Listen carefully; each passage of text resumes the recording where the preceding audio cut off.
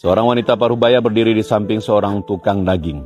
Setiap ada kelebihan irisan daging atau patahan tulang dan lemak yang dijatuhkan si tukang daging, dimasukkan ke kantong plastik yang sudah disiapkan oleh perempuan tersebut. Ada seorang profesor yang kebetulan lewat dan memperhatikan yang dilakukan oleh si perempuan tersebut. Kemudian, profesor mendekat kepada ibu tua itu dan berkata, "Apa yang sedang kau lakukan, Bu?" Tanya profesor. Ibu itu menjawab, "Aku memiliki 6 orang anak perempuan. Ya, ayah mereka tidak ada. Mereka tidak pernah merasakan makan daging hampir 7 bulan. Jawab sang ibu. Jadi aku minta izin tukang daging ini untuk mengambil sepotong kecil tulang atau kulit lemak daging ini dan membuatkan masakan untuk anak-anak kami. Sang profesor sangat tersentuh dengan ucapan sang ibu. Kemudian bertanya lagi, "Tolong beritahu saya berapa banyak daging yang Anda butuhkan?" Dengan suara bergetar, sang ibu tadi menjawab, "Setengah kilo sudah lebih dari cukup, Pak."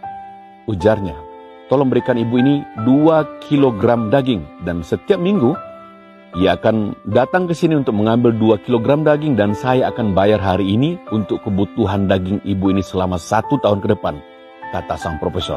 Ibu tua itu langsung berlutut dan mengangkat tangan ke langit seraya berdoa, "Ya Allah, berikan keberkahan dan perlindungan padanya." Sambil nangis terharu ia mendoakan sang profesor. Dan entah kenapa, sang profesor juga tak kuasa menahan air matanya melihat sang ibu tua berdoa di hadapannya. Hatinya merasa sangat damai, tenang dan bahagia. Sang profesor kembali ke rumahnya, bertemu dengan putrinya, lalu sang putri berkata, Papa kok kelihatan bahagia sekali hari ini?" tanya putrinya.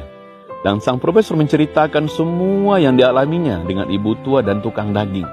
Dan saya merasa bahwa Allah telah membuat saya pulih dan menyembuhkan penyakit saya.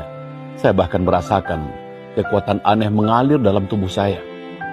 Dan profesor bilang bahwa ia tidak akan melakukan perjalanan ke London, melakukan operasi jantung sesuai dengan jadwal yang sudah ditentukan tim dokter. Namun, keluarganya bersikeras bahwa ia harus berangkat ke London untuk operasi jantung. Lalu sang profesor tiba-tiba saja menangis seolah-olah ia tak pernah menangis seperti itu dalam hidupnya.